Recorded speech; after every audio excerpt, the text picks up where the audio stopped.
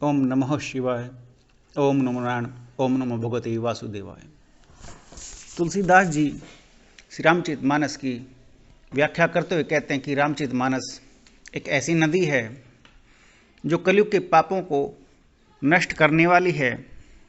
यह सुंदर मानस सरोवर की कन्या सरयू नदी बड़ी पवित्र है और कलयुग के छोटे बड़े पाप रूपी तिनकों और वृक्षों को जड़ से उखाड़ फेंकने वाली है।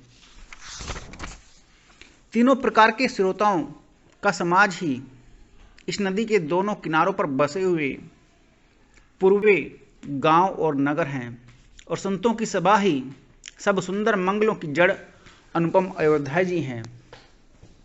कभी आप नदियों के किनारे गए हों, खास तौर से गंगा जी के किनारे तो बहुत सारे आपको संत समागम के भिन्न भिन्न प्रकार के आश्रम मिलेंगे।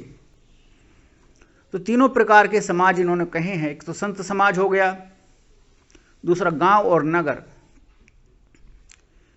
ये सब नदियों के किनारे ही पहले बसते थे, आज भी बहुतायत इनकी है।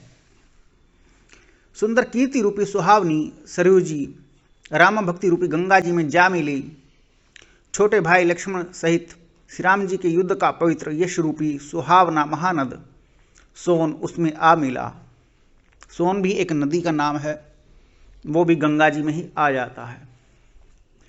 दोनों के बीच में भक्ति रूपी गंगा जी की धारा ज्ञान और वैराग्य के सहित शोभित हो रही है। ऐसी तीनों तापों को डराने वाली यह तिमुहानी नदी रामस्वरूप रूपी समुद्र की ओर जा रही है। ऐसी तीनों तापों को डराने वाली, पिछली वीडियो में मैंने बताया था कि 3 ताप होते हैं, आध्यात्मिक ताप, आदि दैविक ताप और भौतिक ताप। आप वहाँ से उनको सुन सकते हैं। 3 प्रकार के ताप मनुष्यों को परेशान करते हैं जीवन में, और भिन्न भिन्न समय पर भिन्न भिन्न प्रकार के ताप अर्थात कष्ट उत्पन्न होते हैं। इस कीर्ति रूपी सरयू का मूल मानस श्री रामचरित है और यह राम भक्ति रूपी गंगा जी में जा मिली है, इसलिए यह सुनने वाले सज्जनों के मन को पवित्र कर देगी। इसके बीच बीच में जो भिन्न भिन्न प्रकार की विचित्र कथाएं हैं, वही मानो नदी के तट के आसपास के वन और बाग हैं। श्री पार्वती जी और श्री शिव जी के विवाह के बराती इस नदी में बहुत प्रकार के असंख्य जलचर जीव हैं। श्री रघुनाथ जी के जन्म की आनंद बधाइयाँ ही इस नदी के भंवर और तरंगों की मनोहरता है। श्री पार्वती जी और श्री शिव जी के विवाह में आपने कभी सुना होगा कि भूत वीर सभी शामिल हुए थे, राक्षसगण भी शामिल हुए थे और संसार के समस्त प्राणी नर देवता सभी प्रकार से शामिल हुए थे भगवान शिव और पार्वती के माता पार्वती के विवाह में। वो सब का वर्णन कहाँ है? रामचरितमानस में उन सब का वर्णन है, अर्थात समस्त प्रकार के जलचर जीवों के, अर्थात समस्त प्रकार के जीवों का वर्णन और उनके मनों का वर्णन भी श्री रामचरितमानस में आपको देखने सुनने को मिलेगा। ये तुलसीदास जी कह रहे हैं अभी शुरू नहीं हुई है, रामचरितमानस अभी शुरू नहीं हुई है, लेकिन आपको उसकी एक प्राकथन भूमिका प्रीफेस तुलसीदास जी बतला रहे हैं। चारों भाइयों के जो बाल चरित हैं, वही इसमें खिले हुए रंग बिरंगे बहुत से कमल हैं।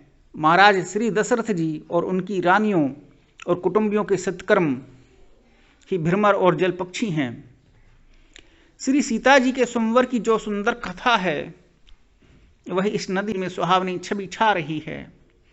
अनेकों सुंदर विचारपूर्ण प्रश्न इस नदी की नावें हैं और उनके विवेक युक्त उत्तर ही चतुर केवट हैं।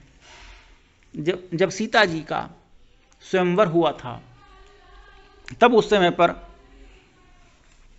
कई प्रकार के कर्म देखने को मिलते हैं, क्योंकि उस स्वयंवर में बड़े बड़े राक्षस भी आए हुए थे। और जब प्रभु भगवान श्री राम धनुष तोड़ने के लिए खड़े होते हैं, तब राक्षसों को दिखाई देता है कि हमारा काल पृथ्वी पर आ चुका है। उन्हें वो काल दिखाई देते हैं। और जब राम जी धनुष तोड़ने के लिए खड़े होते हैं, तो देवता लोग बड़े हर्षित होते हैं कि पृथ्वी का उद्धार करने के लिए प्रभु ने अवतार ले लिया है। ये पंक्ति वहाँ की सुशोभित होती है। जा की रही भावना जैसी, प्रभु मूर्ति देखी तिन तैसी। ये स्वयंवर की बात है, स्वयंवर में ये बात होती है। और स्वयंवर में एक बात और बड़ी महत्वपूर्ण घटती है कि परशुराम जी इस बात को लेकर के बड़ा क्रोध उत्पन्न करते हैं कि भगवान शिव का धनुष किसने तोड़ा। और लक्ष्मण जी की उनसे बहस होती है। कई प्रकार से शास्त्रार्थ होता है और उस शास्त्रार्थ में जब पूर्णता पाते हैं कि दोनों नवयुवकों की अर्थात राम और लक्ष्मण दोनों समुचित रूप से ऋषि को परशुराम जी को अपने उत्तरों से पूर्णतः सहमत कर देते हैं, तो परशुराम जी भी उनको आशीर्वाद दे करके वहाँ से लौटते हैं। और एक सबसे बड़ी अद्भुत बात कि भगवान विष्णु के दो अवतार एक ही समय पर आमने सामने आ खड़े होते हैं। ये स्वयंवर की विशेषता है। भगवान विष्णु ने एक अवतार लिया भगवान श्री राम का, और भगवान विष्णु का दूसरा अवतार उसी समय पर रहा परशुराम जी का। दोनों के नाम में राम है, केवल फरसा धारण करने से नाम परशुराम हो गया। बड़ी अद्भुत ये तीन कथाएं स्वयंवर में देखने और सुनने को मिलती हैं। तो तुलसीदास जी कहते हैं श्री सीता जी के स्वयंवर की जो सुंदर कथा है वे इस नदी में अर्थात रामचरितमानस रूपी नदी में सुहावनी छवि छा रही है। और अनेकों सुंदर विचारपूर्ण प्रश्न कब थे?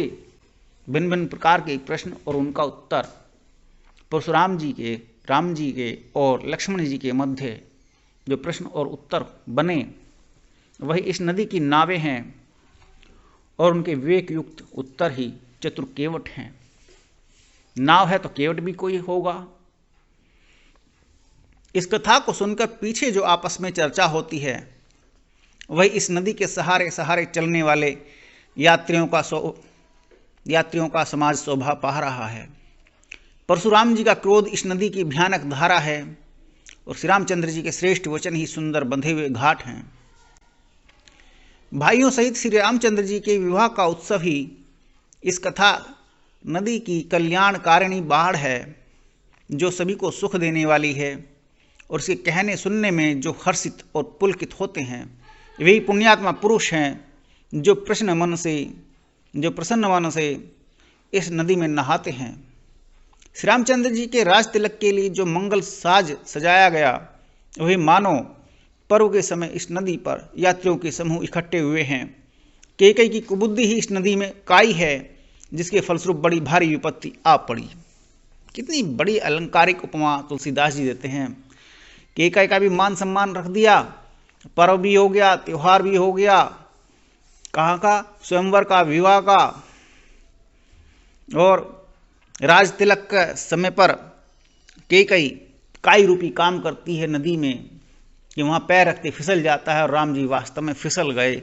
उस कैकेयी रूपी काई के ऊपर पैर पड़ते ही राज तिलक से निकल करके वन में पहुँच गए।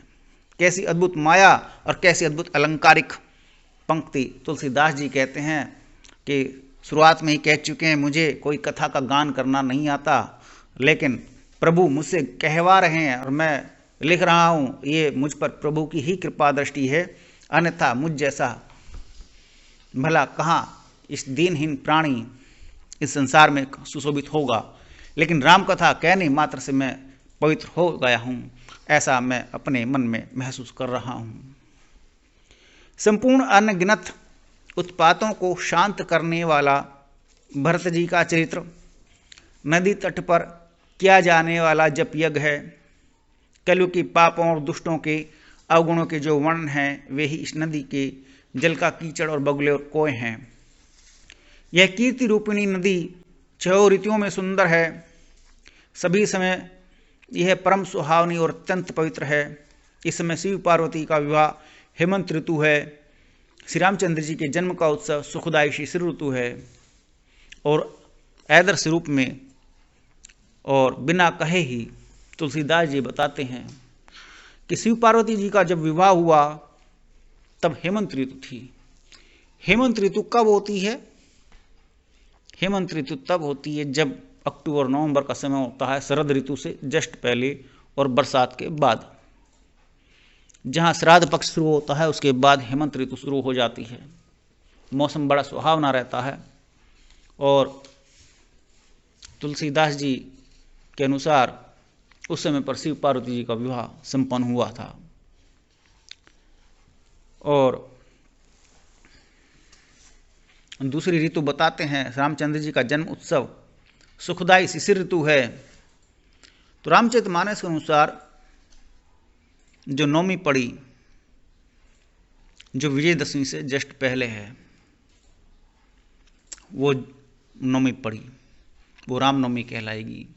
क्योंकि कई शास्त्रों में ये देखने को मिलता है कि जब शारदीय नवरात्र शुरू होते हैं तब नया साल शुरू होता है, नव संवत्सर शुरू होता है। लेकिन भिन्न भिन्न प्रकार के मतों के और कैलेंडर के अनुसार हम सब हिंदू धर्म में नया संवत चैत्र मास से शुरू करने लगे हैं। लेकिन प्राचीन शास्त्रों में आपको देखने में मिलेगा वार्षिकी जो जब शुरू होती है, तो वार्षिकी अर्थात नया साल जब शुरू होता है तो शारदीय नवरात्र से शुरू होता है। इसमें 4 प्रकार के नवरात्र साल में देखने को मिलते हैं। एक तो चैत्र मास के, दूसरे अश्विन मास के, अर्थात एक गर्मी शुरू होने वाली है, एक सर्दी शुरू होने वाली है। लेकिन एक भयंकर सर्दियों में भी अर्थात माघ के महीने में भी गुप्त नवरात्र पड़ते हैं और एक भयंकर बारिश के मौसम में, बरसात में भी, आषाढ़ मास में भी गुप्त नवरात्र पड़ते हैं। तो ये 4 समय वो इस प्रकार से हैं कि इस समय पर पृथ्वी की छाया और काया बदलती है। उस समय पर ये इनका ज्योतिषीय महत्व है और उस समय पर कब कब क्या क्या कार्य होता है इसके बारे में बड़ा गूढ़ रहस्य शास्त्रों में छिपा हुआ है। आगे तुलसीदास जी कहते हैं कि श्री रामचंद्र जी की विवाह समाज का वर्णन ही आनंद मंगल ऋतुराज वसंत है। श्री राम जी का वनगमन दुसह ग्रीष्म ऋतु है और माघ की कथाएं कड़ी धूप और लू है। राक्षसों के साथ घोर युद्ध ही वर्षा ऋतु है, जो देव कुल रूपी धान के लिए सुंदर कल्याण करने वाली है। रामचंद्र जी के राज्य काल का जो सुख, विनम्रता और बड़ाई मिलती है वही निर्मल सुख देने वाली सुहावनी ऋतु है। सबसे सुहावनी ऋतु कौन सी हुई? जब रामराज आ गया। सती शिरोमणि श्री सीता जी के गुणों की जो कथा है वह इस जल का निर्मल और अनुपम गुण है। श्री भरत जी का स्वभाव इस नदी की सुंदर शीतलता है, जो सदा एक सी रहती है और जिसका वर्णन नहीं किया जा सकता। ऐसा तुलसीदास जी भिन्न भिन्न प्रकार से रंग रूपों से अलंकारिक उपमाओं के साथ तुलसीदास जी रामचरितमानस का वर्णन करते हुए कहते हैं कि रामचरितमानस कलयुग के पापों को नष्ट करने वाली एक अनुपम कथा है और जो भगवान शिव के मानस से उत्पन्न हुई है और भगवान शिव पार्वती जी को ये कथा सुना रहे हैं। ओम नमो नारायण, ओम नमो भगवते वासुदेवाय, ओम नमः शिवाय।